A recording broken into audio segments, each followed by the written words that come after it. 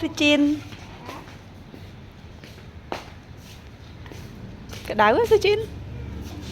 Ôm ấp cá à? Đau nè. Ô bật.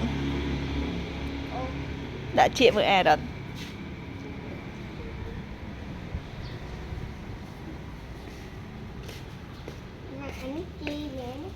Chi. Hử?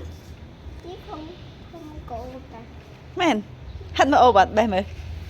Ô men.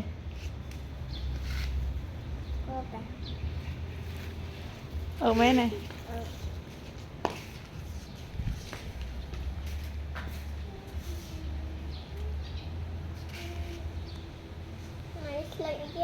Mà score không? Được vậy không?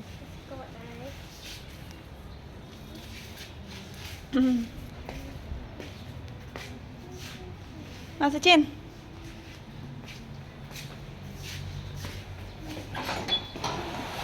Cho tê hả?